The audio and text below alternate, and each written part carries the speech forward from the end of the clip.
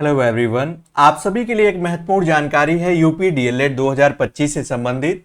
आप सभी के लगातार कमेंट और मैसेजेस आ रहे हैं कि सर फॉर्म में देरी क्यों हो रही है, इस बार फॉर्म कब तक आएंगे, एडमिशन होगा या नहीं होगा। इन सब के बारे में हम लोग इस वीडियो में बहुत ही डिटेल से जानने वाले हैं। एंड तक जरूर देखिएगा। फॉर्म में देरी होने का जो कारण पता चल रहा है, हिंदुस्तान की ये न्यूज़पेपर की पेपर कटिंग है और यहां पर आप इसकी हेडिंग देख सकते हैं, कानूनी अड़चन के कारण फंसा डीएलएड का प्रवेश।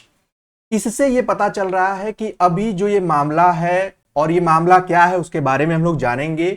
ये अभी हाई कोर्ट में है और यहां पर इस मामले की जो वजह है, विवाद की जो वजह है, वो है 12th बेस्ड एडमिशन। आपको बताते चले, जब से यूपी डीएलएड जो यूपी में शुरू हुआ है तब से यह ग्रेजुएशन के ही बेस पर होता है, यानी आप ग्रेजुएट होते हैं तभी आप अप्लाई कर पाते हैं। लेकिन यहां पर जो विवाद आया है, अभी कुछ लोगों ने याचिका दायर की पिछले साल हाई कोर्ट में कि क्यों ना 12th बेस पे क्यों नहीं कराया जा रहा है, जबकि अदर सभी स्टेट्स में, जितने भी स्टेट्स हैं इंडिया में, वहां पर 12th बेस पे होता है। एनसीटी का जो रेगुलेशन है उसमें भी मिनिमम क्वालिफिकेशन क्लास 12th है। तो यूपी में ग्रेजुएशन क्यों है, साथ ही साथ स्पेशल डीएलएड जो है वो भी 12th बेस पर होता है। तो इसमें जब इन लोगों ने याचिका दायर की और इन याचिका दायर करने वालों में प्रमुख नाम था यशांक खांडेवाल का। ये उस केस की कॉपी है, आप कहेंगे तो हम टेलीग्राम पे शेयर भी करा देंगे और इसमें आप पढ़ भी पाएंगे। इन लोगों ने अपना तर्क दिया, अपने एडवोकेट जो हायर किया था इन लोगों ने उसके माध्यम से।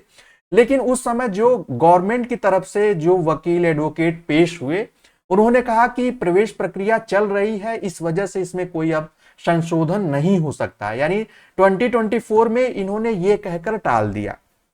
लेकिन ये केस अभी भी कोर्ट में पेंडिंग है, इस वजह से आपके फॉर्म में देरी हो रही है। इसको आप यहां पर पढ़ भी सकते हैं कि जो पिछले साल क्या हुआ था कि हाई कोर्ट ने डीएलएड प्रशिक्षण पाठ्यक्रम में प्रवेश की अर्हता इंटरमीडिएट की जगह स्नातक करने संबंधी जो राज्य सरकार का शासनादेश है उसको रद्द कर दिया था। और फिर रद्द कर दिया, फिर उसके बाद तर्क देने के बाद उन्होंने अलाउ किया। लेकिन चूंकि पिछले साल हाई कोर्ट का आदेश आने से पहले ही प्रवेश प्रक्रिया हो चुकी थी, तो याचिका करने वाले अभ्यर्थियों को काउंसलिंग में शामिल होने का मौका देते हुए प्रवेश पूरे कर लिए गए थे। लेकिन यह मामला अभी भी हाई कोर्ट में विचाराधीन है। यही कारण है कि परीक्षा नियामक प्राधिकारी कार्यालय की ओर से प्रवेश के लिए प्रस्ताव शासन को नहीं भेजा जा रहा है और हाई कोर्ट से कोई निर्णय होने के बाद ही प्रवेश प्रक्रिया शुरू होगी।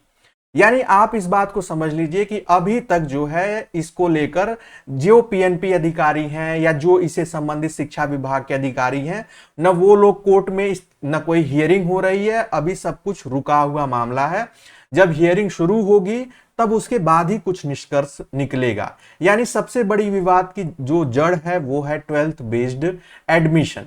और ये जो याचिका डाली गई थी वो यही वजह थी कि वो चाहते हैं कि डीएलएड जो है यूपी में भी 12th के बेस पर हो।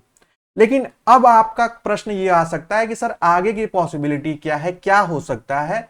तो आपको बता दें, उम्मीद है कि अगले 1 महीने भी लग सकते हैं, क्योंकि ये कई पिछले साल से लंबित है, तो महीना 2 महीना लग सकता है। संभावना ये है अगर सरकार अपना कोई एक सॉलिड तर्क देती है, सॉलिड लॉजिक देती है, तो ये अब ग्रेजुएशन बेस पर ही कराएंगे।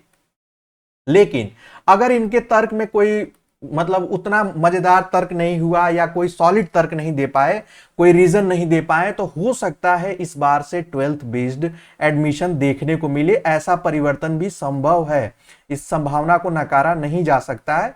इसलिए हम लोगों को इंतजार ही करना पड़ेगा और कोई ऑप्शन नहीं है।